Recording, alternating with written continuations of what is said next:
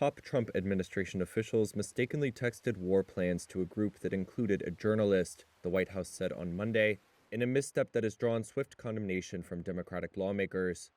The editor-in-chief of The Atlantic, Jeffrey Goldberg, said in a report on Monday that on March 13th he was unexpectedly invited onto an encrypted group chat on Signal Messenger called the Houthi PC Small Group. Messages in the group made Goldberg aware that large-scale U.S. strikes on Yemen's Houthi rebels were coming hours before they started. The strikes over Houthi attacks against Red Sea shipping came on March 15th. Before they began, Goldberg said Defense Secretary Pete Hegseth posted operational details about the plan in the group, including, quote, information about targets, weapons the U.S. would be deploying, and attack sequencing. The chat also included accounts that appeared to represent Vice President J.D. Vance, U.S. Secretary of State Marco Rubio, CIA Director John Ratcliffe, and others. At one point, the person identified as Vance appeared to question whether U.S. allies in Europe, more exposed to shipping disruption in the Red Sea, deserved U.S. help.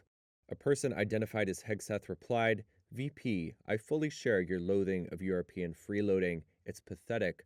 Trump's nominee for National Counterterrorism Center Director Joe Kent was apparently also on the signal chain, despite not yet being confirmed by the Senate.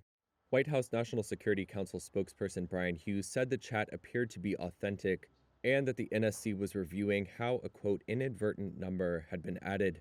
When asked about the Atlantic report on Monday, Hegseth denied sharing war plans in the chat and attacked Goldberg's credibility. So you're talking about a deceitful and highly discredited so-called journalist who's made a profession of peddling hoaxes time and time again, to include the hoaxes of Russia, or the fine people on both sides hoax, or suckers and losers hoax. So this is the guy that peddles in garbage. This is what he does. Why were those details shared on Signal, and how did you learn that a journalist was privy to the targets, the types of weapons used? I've heard I was characterized.